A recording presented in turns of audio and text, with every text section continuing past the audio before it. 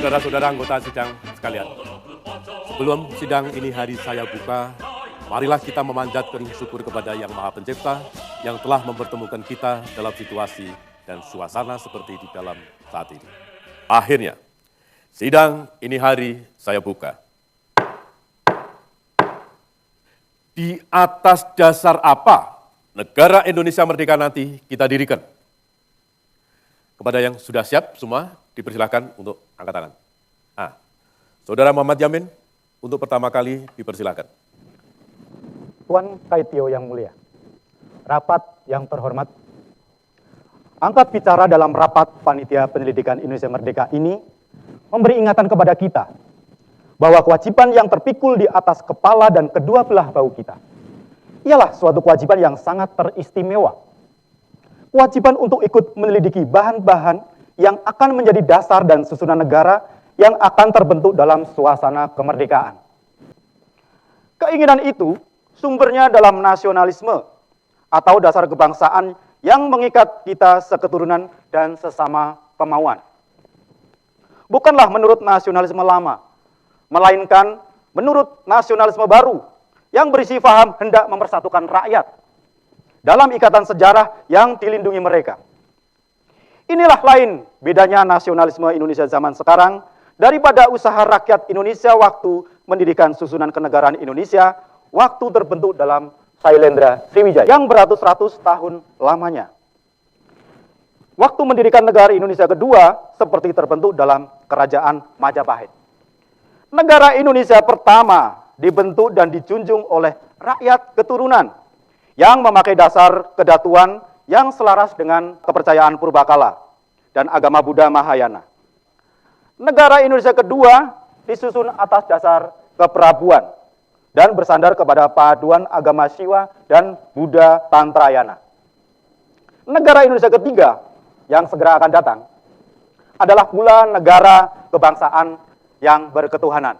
Tuan pembicara salah paham. Sebagai sudah saya terangkan tadi, yang dibicarakan ialah tentang dasar-dasarnya Indonesia merdeka.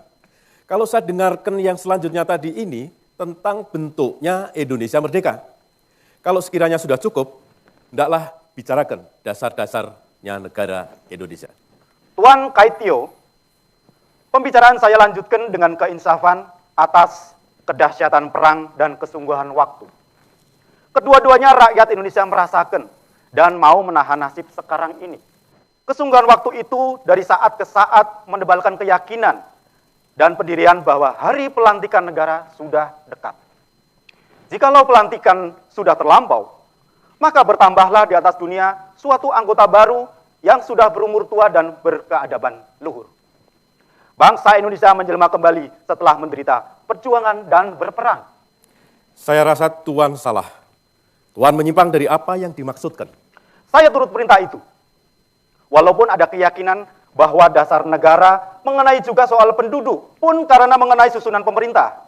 Dan begitu juga tentang hak tanah. Itu lain hari akan dibicarakan. Kita boleh mengeluarkan perasaan. Maka saya curahkan perasaan saya dengan syair. Republik Indonesia. Abadilah Republik Indonesia. Untuk selama-lamanya. Di atas abu negara kedua, kami membentuk negara ketiga. Diiringi lampu Indonesia Raya, di bawah kibaran bendera bangsa. Di sanalah rakyat hidup berlindung, berjiwa merdeka, tempat bernaung. Saudara Muhammad Yamin. Ya, terima kasih. Untuk selanjutnya, saya persilahkan Saudara Muhammad Hatta untuk menyampaikan pemikirannya. Hubungan Kerk and Staat berlainan dengan perhubungan Islam dan negara. Kerk and Staat pada asalnya mempunyai hubungan dari atas ke bawah yang menguasai hidup orang banyak. Kalau ada pertentangan antara Staat sebagai negara dan Staat sebagai Kerk, yang kedua-duanya berkuasa atas umat yang sama, itu tidak mengherankan. Tetapi antara Islam dan negara tidak ada pertentangan. Oleh karena Islam adalah agama dan bukan negara. Paling jauh, boleh dikatakan dengan ucapan agak paradoksal. Islam ialah masyarakat. Ia mempunyai lingkungannya dalam masyarakat, tetapi ia tiada mempunyai organisasi sebagaimana gereja. Oleh sebab itu, ia bukan Staat. Kita tidak mendirikan negara dengan dasar perpisahan antara agama dan negara. Melainkan kita mendirikan negara modern di atas dasar perpisahan antara urusan agama dan urusan negara. Kita mendirikan negara baru di atas dasar baru, di atas dasar gotong royong dan usaha bersama. Jangan kita beri kekuasaan yang sekuasa-kuasanya kepada negara untuk menjadikan negara baru itu negara kekuasaan. Sebab itu, ada baiknya. Tentang warga negara disebutkan juga hak supaya jangan takut mengeluarkan suaranya. Sekianlah. Terima kasih, Saudara Muhammad Hatta. Untuk selanjutnya, saya persilakan Ki Bagus Hadikusumo untuk memaparkan pemikirannya. Dipersilakan. Yang sebaik-baiknya dari para pembicara yang telah lalu, saya ikuti dengan sepenuhnya. Maka di sini saya tidak akan mengulangi mengucapkan itu lagi. Melainkan saya akan terus membicarakan dan memaparkan segala yang terasa dalam hati dan apa yang menjadi pendapat saya. Tuan-tuan yang terhormat, tiap-tiap masyarakat atau negara apabila sudah kusut dan kocar-kacir, sudah bobrok, hingga tidak ada batas antara buruk dan baik, halal dan haram, usaha-usaha yang baik diabaikan dan laku kemaksiatan dianggap kesenangan biasa dan umum. Niscaya Allah membangkitkan para nabi dan rasul untuk memimpin dan membangunkan masyarakat baru yang teratur, yang menuju keadilan dan ketertiban, keamanan dan kesejahteraan. Oleh karena itu, manusia adalah negara. Mudah-mudahan negara Indonesia baru yang akan datang itu berdasarkan agama Islam dan dapat menjadi negara yang tegak dan teguh serta kuat dan kokoh. Amin. Wassalamualaikum warahmatullahi wabarakatuh. Saya persilakan Mr. Supomo untuk mengemukakan pendapatnya. Namun sebelumnya, saya mengingatkan dahulu pada tuan-tuan bahwa bukan saja negara yang berdasar persatuan itu akan sesuai dengan corak masyarakat Indonesia, tetapi negara yang bersifat persatuan itu telah menjadi cita-cita pergerakan politik Indonesia pada zaman dahulu sampai sekarang. Saya hendak memperingatkan kepada tuan-tuan pasal 2 daripada Pancadharma yang telah diterima oleh Cho Sang-in. Ialah bahwa kita hendak mendirikan negara Indonesia yang merdeka, bersatu. Jadi, cita-cita ini tepat sesuai dengan corak masyarakat Indonesia yang asli. Nah, lalu bagaimanakah dalam negara hubungan antara negara dan agama? Oleh anggota yang terhormat, Tuan Muhammad Hatta telah diuraikan dengan panjang lebar bahwa dalam negara persatuan di Indonesia hendaknya urusan negara dipisahkan dari urusan agama. Memang di sini terlihat ada dua paham. Ialah paham dari anggota-anggota ahli agama yang menganjurkan supaya Indonesia didirikan sebagai negara Islam. Dan anjuran yang lain seperti yang telah dianjurkan oleh Tuan Muhammad Hatta ialah negara persatuan nasional yang memisahkan urusan negara dengan urusan Islam. Atau dengan perkataan lain, bukan negara Islam. Ya, baiklah hadirin yang terhormat dan juga Tuan Kaitio. Sekian saja apa yang saya katakan pada kesempatan kali ini tentang dasar-dasar yang hendaknya dipakai untuk mendirikan negara Indonesia merdeka atas dasar pengertian negara sebagai persatuan bangsa Indonesia yang tersusun atas sistem hukum yang bersifat integralistik. Maka kita akan dapat melaksanakan negara Indonesia yang bersatu dan adil seperti sudah termuat dalam Pancadharma pasal 2 yang berbunyi. Kita mendirikan negara Indonesia yang makmur, bersatu, berdaulat, adil dan makmur. Maka negara hanya bisa adil jikalau negara itu menyelenggarakan rasa keadilan rakyat dan menuntun rakyat pada cita-cita yang luhur menurut aliran zaman negara Indonesia yang berdasar atas semangat kebudayaan Indonesia yang asli. Dengan sendirinya akan bersifat negara Asia Timur Raya. Sekian, terima kasih. Terima kasih kepada Mr. Supomo. Ruseno, Pak sudah siap? Maaf, belum selesai. Oh, terima kasih. Untuk selanjutnya, dipersilakan Saudara Lim Pun Hian. Tuan Katyo yang mulia, banyak terima kasih. Tujuan peperangan Asia Timur Raya ialah hakoitio atau persaudaraan dalam sekalian bangsa manusia. Persaudaraan bangsa manusia punya harus dimulai dari persaudaraan bangsa-bangsa Asia Timur. Dan buat ini terlebih dahulu bangsa-bangsa di Asia yang terjajah harus dimerdekakan. Tidak lebih pantas loh jika Nippon yang menjadi pemimpin dan menentukan tujuan hidup kita lebih lanjut.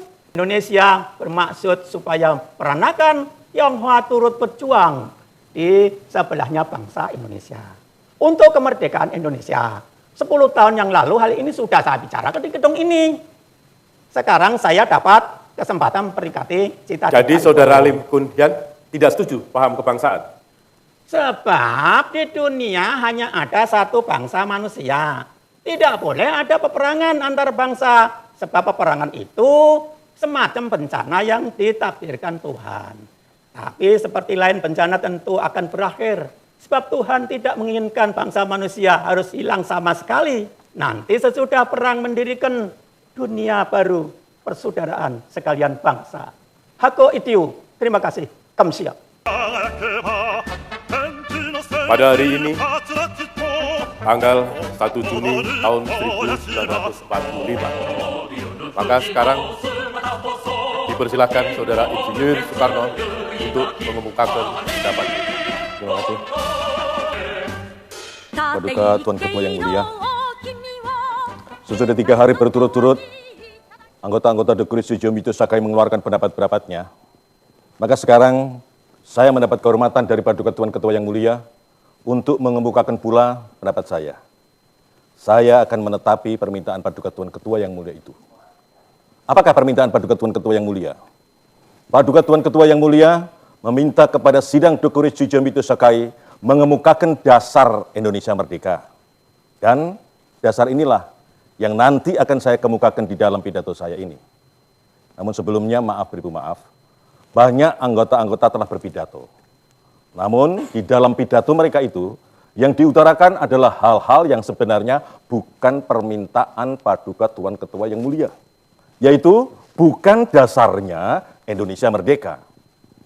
Menurut tanggapan saya, yang diminta oleh Paduka Tuan Ketua yang mulia ialah filosofis groundslah daripada Indonesia Merdeka.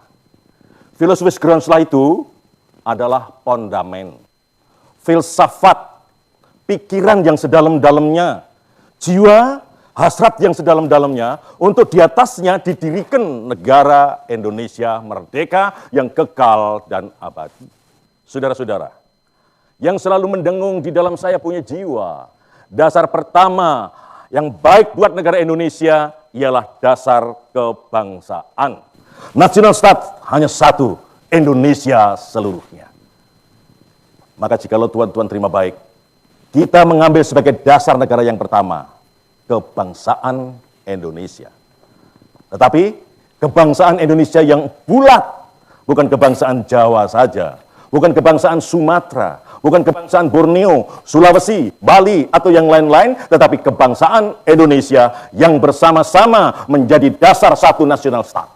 Kedua, yang saya usulkan kepada tuan-tuan yang saya namakan internasionalisme. Tetapi kalau saya katakan internasionalisme, bukan berarti saya bermaksud kosmopolitisme, suatu paham yang tidak mau adanya kebangsaan. Jadi, dua hal ini adalah prinsip pertama dan prinsip kedua yang saya usulkan kepada tuan-tuan sekalian adalah bergandengan erat satu sama lain. Selanjutnya, apakah prinsip yang ketiga? Dasar itu adalah dasar mufakat, dasar perwakilan, dasar permusyawaratan. Negara Indonesia bukan satu negara untuk satu orang. Bukan satu negara untuk satu golongan, walaupun golongan kaya. Tetapi kita mendirikan negara buat semua, satu buat semua. Saya yakin syarat yang mutlak untuk kuatnya negara Indonesia ialah permusyawaratan perwakilan. Prinsip yang keempat sekarang akan saya usulkan. Tuan Kaitio, saya di dalam 3 hari ini belum mendengar prinsip itu, yaitu prinsip kesejahteraan. Prinsip tidak akan ada kemiskinan di dalam Indonesia merdeka. Jadi, jikalau kita memang betul-betul mengerti, mengingat dan mencintai rakyat Indonesia, mari kita terima prinsip hal social Rechtvaardigheid itu, yaitu bukan saja persamaan di dalam bidang politik, tetapi pun di atas lapangan ekonomi kita harus mengadakan persamaan. Saudara-saudara, akhirnya, apakah prinsip yang kelima? Hendaknya kita menyusun Indonesia merdeka yang bertakwa kepada Tuhan. Prinsip ketuhanan yang mulia. Marilah kita amalkan, marilah kita jalankan agama, baik Islam maupun Kristen dengan berkeadapan. Apakah yang dinamakan menjalankan keagamaan dengan berkeadapan? Ialah hormat menghormati satu sama lain. Menyatakan bahwa prinsip kelima daripada negara kita Indonesia yang merdeka adalah ketuhanan yang berkebudayaan, ketuhanan yang berbudi pekerti luhur, ketuhanan yang hormat menghormati satu sama lain. Dasar-dasar telah saya usulkan, ada 5 bilangannya. Inikah Pajadharma? Bukan. Nama Pajadharma tidak tepat, karena dharma berarti kewajiban, sedang kita membicarakan dasar. 5 bilangannya. Namanya bukan Pancadharma, tapi ini aku namakan dengan petunjuk salah seorang teman kita yang ahli bahasa, namanya Pancasila.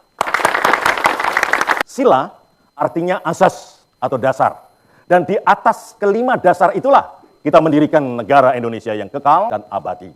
Tetapi kalau barangkali ada saudara-saudara yang tidak suka akan bilangan 5 itu, saya boleh peras sehingga tinggal 3 saja. Yaitu kebangsaan dan internasionalisme. Saya peras menjadi sosionasionalisme. Dan demokrasi yang bukan demokrasi yang barat dengan kesejahteraan, saya peras menjadi sosiodemokrasi. Dan tinggal ketuhanan yang menghormati satu sama lain. Jadi, yang asalnya 5 telah menjadi 3. Sosionasionalisme, sosiodemokrasi, dan ketuhanan. Tetapi, barangkali ada tuan-tuan yang minta 1 dasar saja. Baik, akan saya jadikan 1 dasar saja. Dan saya telah menemukan bahasa tulen daripada bangsa Indonesia, ialah gotong royong.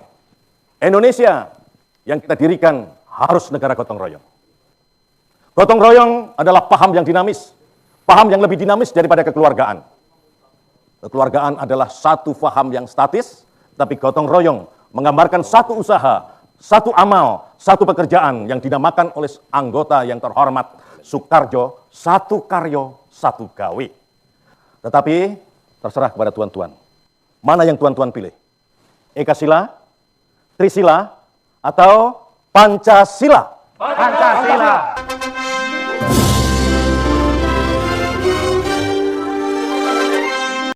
Hai teman-teman, kami dari kelompok 2. Pada video kali ini kami akan menjelaskan mengenai sidang BPU PKI sebagai tugas mata kuliah Pancasila yang diajarkan oleh Ibu Dosen Kurniati Siregar SHMH. Sebelumnya perkenalkan kami dari kelompok 2 yang beranggota 10 orang. Saya Ibn Hajar Harefa, 2 Effendi Jamili, 3 Dinda Dilan, 4 Cindy Olivia, 5 Cut Kanja, 6 C. Riza Andara, 7 Dewi Rahani, 8 Desi Jedato, 9 Delvina Subarti, dan yang terakhir Raasi Delvi. Selamat menyaksikan. Baik, cuplikan film ini telah kita tonton sebelumnya, yang berjudul Sidang BPU PKI yang disutradarai oleh Bapak Soeharjoso SK.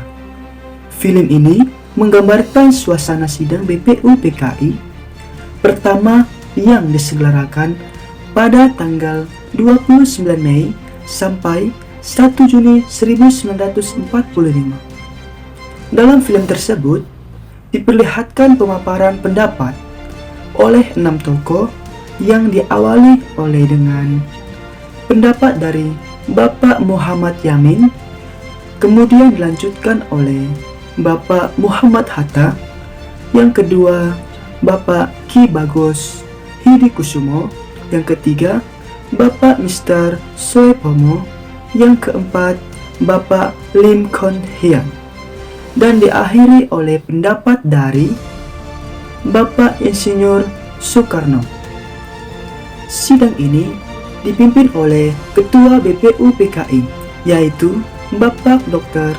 Ratjiman Wet Yodi Ningrat, yang sebutan Tuan Kaicho dalam bahasa Jepang, yang berarti ketua. Sidang BPUPKI dilaksanakan di Gedung Chua Sangiin atau dikenal dengan Gedung Pancasila yang terletak di Jalan Taman Pejabon nomor 6, Senen, Jakarta Pusat. Seperti apa yang dikatakan sebelumnya, sidang ini diawali oleh pendapat Mr. Muhammad Yamin yang diperankan oleh Samsi SE. Adapun gagasan dari Mr. Muhammad Yamin adalah, pada awalnya pendapat yang beliau bacakan lebih ke arah memaparkan kelengkapan negara yang dibutuhkan Indonesia jika merdeka nanti, beserta bentuk negara Indonesia merdeka. Sehingga pendapatnya sempat disanggah 2 kali oleh Dr. Rajiman Wetyo Diningrat. Karena dinilai pendapat dari Muhammad Yamin tidak searah dengan topik pembahasan di sidang BPUPKI nanti. Pada saat itu, sidang itu membahas tentang dasar negara. Pada akhirnya Muhammad Yamin mengakhiri pemaparannya dengan membacakan syair. Namun kemudian rumusan dasar oleh Muhammad Yamin disampaikan secara tertulis kepada Ketua BPUPKI, yaitu 1. Ketuhanan Yang Maha Esa, 2. Kebangsaan Persatuan Indonesia, 3. Rasa kemanusiaan yang adil dan beradab, kerakyatan yang dipimpin oleh hikmah kebijaksanaan dalam permusyawaratan perwakilan, 5. Keadilan sosial bagi seluruh rakyat Indonesia. Setelah pemaparan pendapat oleh Muhammad Yamin, dilanjutkan pemaparan pendapat oleh Muhammad Hatta yang diperankan oleh Dr. Andu Sutopo Infodar yang membahas tentang ketidaktujuannya terhadap bentuk negara Indonesia merdeka apabila menjadi bentuk negara Islam. Menurutnya urusan antar stat dalam bahasa Belanda berarti negara dan urusan agama hendaklah dipisahkan. Muhammad Hatta juga menjelaskan mengenai sifat individualisme yang harus ditentang dan mendirikan negara baru di atas dasar negara yang baru, yaitu gotong royong dan usaha bersama sehingga negara Indonesia tidak menjadi negara kekuasaan. Sebab negara Indonesia didirikan kepada dasar kedaulatan rakyat, oleh karena itu masyarakat Indonesia bebas untuk berpendapat. Lalu pemaparan dilanjutkan oleh Ki Bagus Hadikusumo yang diperankan oleh Marwan, di mana ia memaparkan 2 hal. Yang pertama, yaitu konsep negara Indonesia merdeka. Konsep negara Indonesia merdeka adalah negara yang dijalankan atas kedaulatan rakyat. Dan yang kedua yaitu memperjuangkan Islam sebagai fondasi hukum bagi negara Indonesia merdeka. Ki Bagus mengajukan konsep tentang membangun negara di atas dasar ajaran Islam, karena menurutnya, yang pertama, Islam itu cukup cakap dan cukup serta pantas dan patut untuk menjadi sendi pemerintahan kebangsaan di negara Indonesia ini.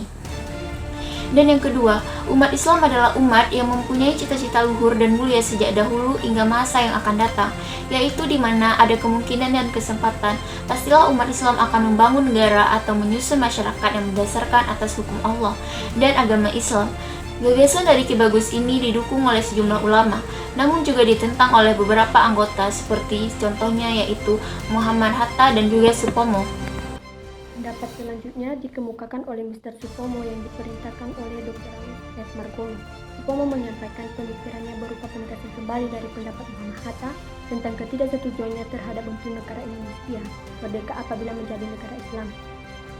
Menurut Supomo, tujuan negara Indonesia adalah untuk mempersatukan golongan-golongan dari besar maupun yang kecil. Supomo juga menyinggung soal isi Pancadharma pasal kedua yang berbunyi, kita mendirikan negara Indonesia makmur, bersatu, berdaulat, adil dan makmur. Maka negara hanya bisa adil jika negara itu menyelenggarakan rasa keadilan rakyat dan menuntun rakyat pada cita-cita yang luhur menurut aliran zaman negara Indonesia yang berdasarkan atas semangat kebudayaan Indonesia yang asli dengan sendirinya bersifat negara Asia Timur Raya. Adapun usulan dasar negara yang dikemukakan oleh Supomo dalam sidang BPUPKI pada tanggal 31 Mei tahun 1945, yaitu 1. Persatuan, 2. Kekeluargaan, 3. Keseimbangan lahir dan batin, 4. Musyawarah, 5. Keadilan rakyat. Kelima dikemukakan oleh Lim Kuan Hien yang diperankan oleh Dr. Andus Tresno Amor. Lim merupakan perwakilan dari etnis Tionghoa yang pro kewarganegaraan Indonesia yang menyerukan pendapatnya dalam sidang pertama BPUPKI ini. Lim mengatakan agar kaum Tionghoa yang lahir di Indonesia menjadi Indonesier atau orang Indonesia. Lim menuntut persamaan hak dan kewajiban yakni untuk membela tanah air. Selain itu, Lim mengusulkan jaminan kemerdekaan pers dicantumkan dalam rancangan Undang-Undang Dasar BPUPKI. Bagi Lim, nasib peranakan Tionghoa juga terikat dengan nasib orang Indonesia lainnya. Pada hari terakhir sidang BPUPKI pertama, yaitu pada tanggal 1 Juni 1945, akhirnya Soekarno yang diperankan oleh Dr. Andes ST Sukirno MS mengungkapkan pemikirannya. Menurut Soekarno, para anggota yang telah berpidato sebelumnya keliru terhadap maksud dari permintaan Ketua Donkuritsu Junbicho Sakai, yaitu Dr. Rajiman Weddiodiningrat, yang meminta untuk mengusulkan tentang dasar negara Indonesia Merdeka. Tetapi, para anggota malah berpidato di luar dari permintaan sang ketua. Soekarno menyampaikan kepada anggota ulasannya mengenai arti merdeka, yaitu filosofis Grundslag, yaitu artinya fundamen, filsafat, jiwa, dan hasrat sedalam-dalamnya untuk mendirikan Indonesia merdeka yang kekal dan abadi. Kemudian Soekarno mulai menyebutkan dasar negara yang diusulkannya. Yang pertama yaitu kebangsaan Indonesia. Beliau juga mengatakan bahwa national state bukanlah satu bagian daerah saja, bukanlah kebangsaan Jawa saja, bukanlah kebangsaan Sumatera, Bali, atau yang lainnya, melainkan national state hanya satu, yaitu Indonesia seluruhnya. Lalu Soekarno menyebutkan filosofis kedua, yaitu internasionalisme. Prinsip yang ketiga adalah dasar mufakat, dasar perwakilan, dasar permusyawaratan. Prinsip yang keempat ialah prinsip kesejahteraan. Dan prinsip yang kelima adalah menyusun Indonesia yang merdeka yang bertakwa kepada Tuhan, atau yang disebut prinsip ketuhanan, yaitu ketuhanan yang berkebudayaan, ketuhanan yang berbudi pekerti luhur, ketuhanan yang hormat menghormati satu dengan yang lainnya.